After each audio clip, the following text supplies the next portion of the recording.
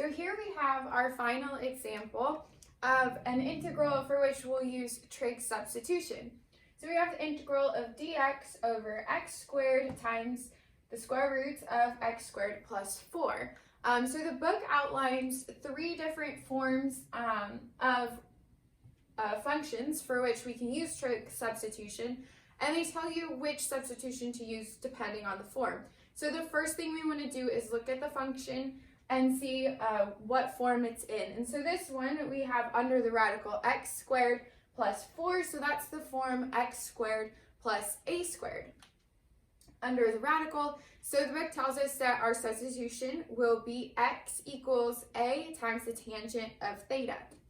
So in this case our a is 2 since 4 is 2 squared. So our substitution is going to be x equals 2 times tangent of theta. And so we need to find what dx will be. And that will be 2 times secant squared theta d theta. So now we'll substitute this in and see that that helps us solve the integral. So this will be equal to the integral of 2 secant squared theta d theta over x squared, which is going to be 4 times the tangent squared of theta times the square root of x squared, 4 tangent squared theta plus 4. All right, so we still have to do some algebra in order to solve this, and we're gonna use this trig identity over here eventually. So the first thing I'm going to do is pull the 2 and the 4 outside of the integral.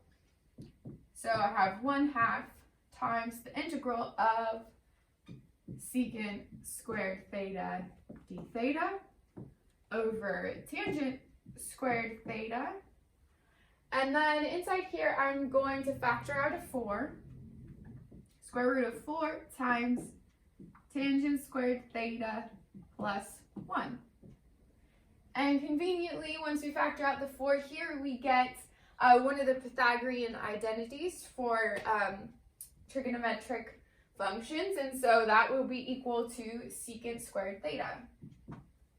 So we have 1/2 times the integral of secant squared theta d theta over tangent squared theta times the square root of 4 secant squared theta. So this works out nicely because now we can actually take the square root of this and get rid of that radical, which is causing problems. So we have 1/2 times the integral of secant squared theta d theta over tangent squared theta. And then this is going to be 2, so we can actually pull that out of the whole integral and write this out as 1/4, since it's a constant. And then the square root of secant squared theta is just secant theta. All right. So let's go ahead and simplify this since we have secant theta in both the numerator and denominator. And we get 1/4 times the integral of secant theta d theta over tangent squared theta. All right, so you might remember that the derivative of tangent is secant squared, since we just used that, or that the derivative of secant is secant tangent. So you might be thinking about u substitution at this point. And I tried to do that, but I couldn't think of a way to pick a u that was convenient. So another thing you can always do with trig functions is always rewrite them in terms of sine and cosine and see if that helps you solve the problem. And so let's go ahead and do that. So if we rewrite this in terms of sine and cosine, we know that secant theta is 1/cosine. And then tangent theta is sine over cosine, but since it's in the denominator, if we're multiplying it, it's going to become cosine squared theta over sine squared theta d theta. And now we can also cancel out another cosine. So we've got 1/4 times the integral of cosine theta over sine squared theta d theta.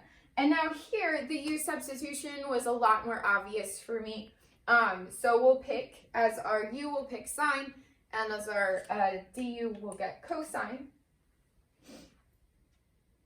So u equals sine theta. So our du will be cosine theta d theta. Okay, so now we're ready to do our u substitution. We picked sine of theta as our u, so du becomes cosine of theta d theta. So let's rewrite this in terms of u, and we have 1/4 times the integral of du over u squared. And so now this becomes simple to solve, and we get 1/4 times negative u to the negative 1 plus c, since it's an indefinite integral. Okay, so now we've integrated. However, we need to get this back in terms of our original variable, which was actually x, and we've now done 2 substitutions. So we need to go backwards and undo both of our substitutions in order to get our answer in terms of x, our original variable. So our most recent substitution was u equals sine of theta. So now we need to replace u with sine of theta. So we have negative 1/4 sine of theta plus c. All right, so we still have our answer in terms of theta, and we need it to be in terms of x.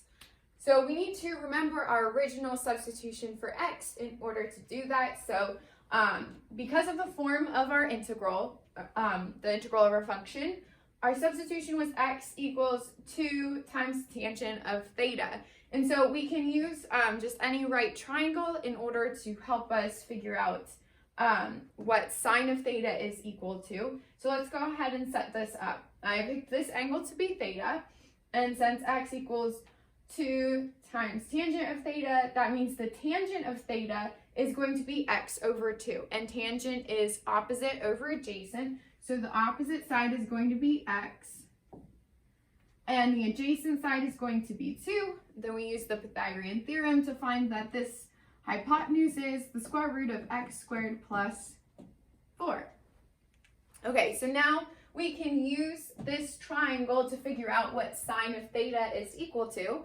We just need to remember that sine of an angle is opposite over hypotenuse. So opposite of this angle is x, over hypotenuse is the square root of x squared plus 4. So that will be our final substitution. So let's rewrite this. We have negative 1/4 times x over the square root of x squared plus 4 plus c.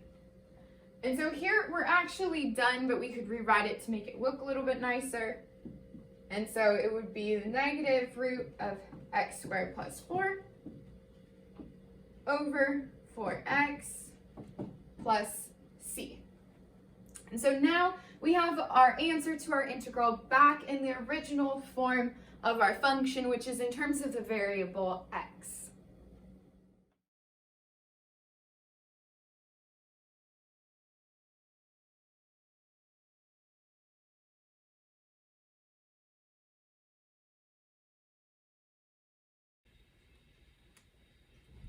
All right, and